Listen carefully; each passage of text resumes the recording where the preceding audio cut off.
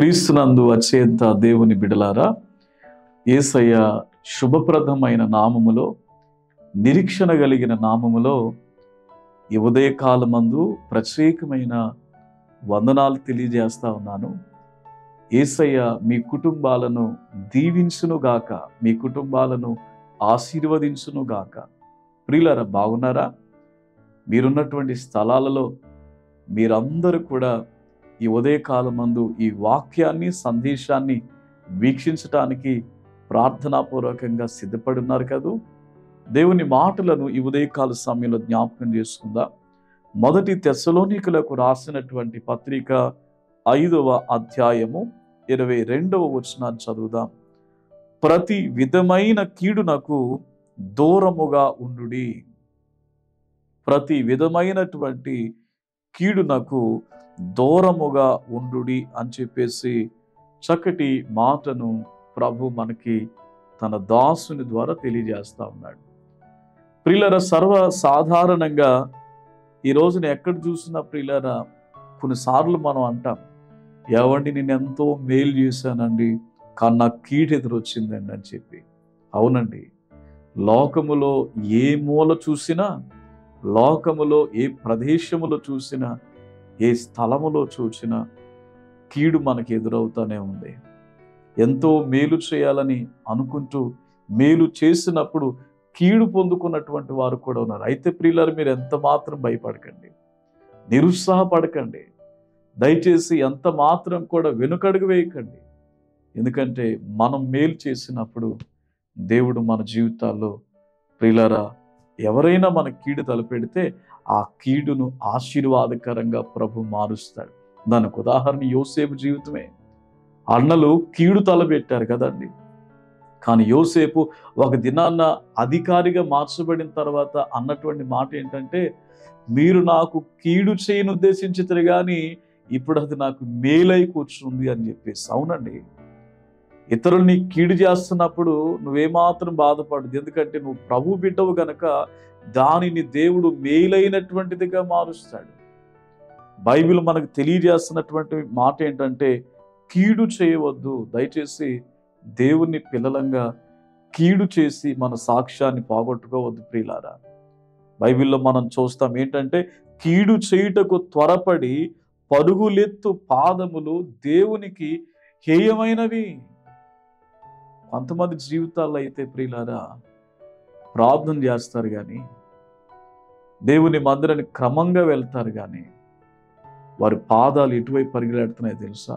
కీడు చేయటానికి. మన వల్ల ఒక కుటుంబం కట్టబడాల తప్ప, మన వల్ల కొంతమంది జీవితాలు ఆశీర్వాదకరమైన పరిస్థితుల్లోకి వెళ్ళాలి తప్ప, మన మాటల వలనైనను మన ప్రవర్తన వలనైనను ఏ విధంగా కీడు కలగకుండానట్లుగా, నష్టము కలగకుండానట్లుగా మనం ప్రియులారా మన విశ్వాస జీవితంలో ముందుకు వెళ్ళవలసినటువంటి వారమై ఉన్నాం. దేవుని వాక్యంలో చూస్తే ప్రియులారా, ప్రతి విధమైన కీడుకు మీరు దూరంగా ఉండండి. ప్రతి విధమైనటువంటి కీడుకు మీరు దూరంగా ఉండండి. అంత మాత్రమే కాదు, కీడు చేయుట మానుడి. మరేం చేయాలండి? మేలు చేయాలి మనం. ప్రియులారా, మనకు తెలుసు కదా, గంధపు చెట్టు నరుగుతున్నటువంటి వ్యక్తికి కూడా సువాసన ఇస్తుందండి. ఎంత మాత్రం కీడు తలపెట్టదు. దేవుని పిల్లలంగా మనం ఎక్కడున్నప్పటికీ కూడా క్రైస్తవులు మేలు చేసేవారనే ఒక గొప్ప సాక్ష్యం నేటికి ప్రపంచమంతా ఉంచబడిందండి. దేవుని బిడ్డలారా, కీడు చేయట మాని మేలు చేసేవారంగా మనం ఉండాలి. మన ప్రభు మనకు అదే చెప్తున్నాడు, మీరు కీడు చేయటం మానివేయండి, మేలు చేయండి అని చెప్పేసి.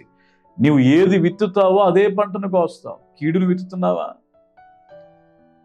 నువ్వు కీడును విత్తితే గనక నీవు అదే కీడులో పడిపోతావు. జాగ్రత్త ప్రియ దేవుని బిడ్డ, నా సహోదరి సహోదరుడా, దేవుని వాక్యం తెలియజేస్తా ఉంది, మనము కీడు చేయవద్దు, కీడులో పడిపోవద్దు, కీడుకు మనం దూరంగా ఉందాం. కీడు చేయడానికి ఏమాత్రం కూడా మన పాదాలు పరిగెత్తడానికి వీలు లేదండి. మేలైన మాటలు, మేలైన ప్రవర్తన, మేలైనటువంటి సాక్ష్య జీవితాన్ని కలిగి ఈ లోకములో వికసించే వారంగా మనం ఉందాం. సువాసనను వెదజల్లే వారంగా ఉందాం. అటువంటి కృప దేవుడు మనకు దయచేయును గాక. ప్రార్థన చేసుకుందాం. తలలు వంచండి.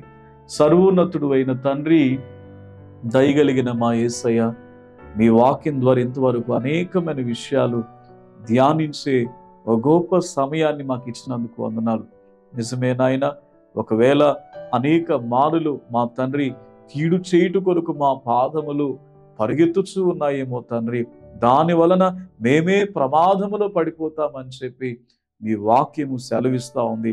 యోసేపు అన్నలు యోసేపు కీడు తలపెట్టారు. చివరికి నాయన వారు గొప్ప సమస్యలు పాలైపోయారు తండ్రి. వారు కీడు చేశారు కానీ యోసేపుకు అది మేలయ్యింది ప్రభువా. అవును తండ్రి, ఈ దినాన ప్రభువా, ఒకవేళ అటువంటి అనుభవాలు ఎవరైనా ఉన్నట్లయితే వారిని మన్నించండి, క్షమించండి. మీ శిలువ రక్తము చేత కడగండి, పరిశుద్ధపరచండి. యేసు నామం పేరిట అడుగుచున్నాము తండ్రి, ఆమెన్. ఈ ఉదయకాల సమయంలో దేవుని కృప మీకు తోడై ఉండును గాక. May God bless you.